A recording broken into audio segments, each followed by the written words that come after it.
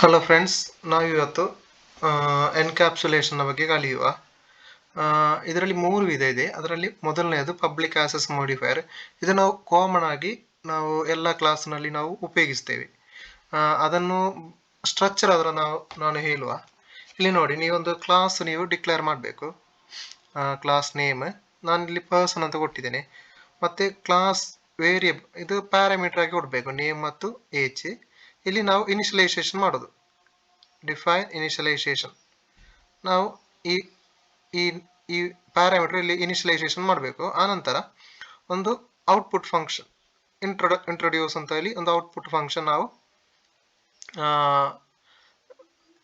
Define ಮಾಡಬೇಕು. ಅನಂತರ ಅದರ ರಿಟರ್ನ್ ಟೈಪ್ ನಾವು ಇಲ್ಲಿ ಬರೆಯಬೇಕು.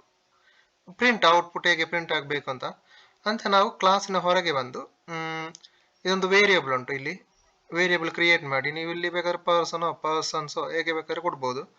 ಇಲ್ಲಿ ಕೊಟ್ಟ ಮೇಲೆ ಈ ಈ ಇದುಂಟಲ್ಲ, ಈ ಕ್ಲಾಸ್ ಅದನ್ನು ಇಲ್ಲಿ ನೀವು ಇದು ಮಾಡಬೇಕು.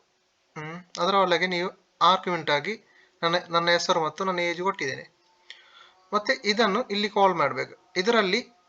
ಇದನ್ನು ಕಾಲ್ ಮಾಡುವಾಗ ಈ ಕ್ಲಾಸ್ ಕಾಲ್ ಆಗ್ತದೆ. ಅದರಲ್ಲಿ ನಮಗೆ ಈ ಕ್ಲಾಸ್ ಕಾಲ್ ಆಗ್ತದೆ. ಈ ಕ್ಲಾಸ್ನಲ್ಲಿ ಯಾವ ಫಂಕ್ಷನ್ ಬೇಕು ಅಂತ ಇಲ್ಲಿ ನಾವು ಕೊಡಬೇಕು. ಆಗ ಇಲ್ಲಿ ನೋಡುವ, ನಾವು ಒಂದು ಔಟ್ಪುಟ್ ತೆಗೆದು ನೋಡುವ. ನೋಡಿ, ಪೈಥಾನಲ್ಲಿ ಹೀಗೆ ಔಟ್ಪುಟ್ ತೆಗೆಯುವುದು ಸಿಂಪಲ್ ಆಗಿ. ಎನ್ಕ್ಯಾಪ್ಸುಲೇಷನ್ 1 ಕೊಟ್ಟರೆ ಅಲ್ಲಿ ನಮಗೆ ಔಟ್ಪುಟ್ ಆಗಿ ಸಿಗ್ತದೆ. ಇದು ಸ್ಟ್ರಿಂಗ್ ಅಂತ ಹೇಳ್ತೇವೆ ನಾವು. ಸ್ಟ್ರಿಂಗ್ ಡೇಟಾವನ್ನು ಗುರುತಿಸುವುದಕ್ಕೆ ಬೇಕಾಗಿ ನಾವು ಇಲ್ಲಿ ಯೂಸ್ ಮಾಡುವುದು. ಓಕೆ,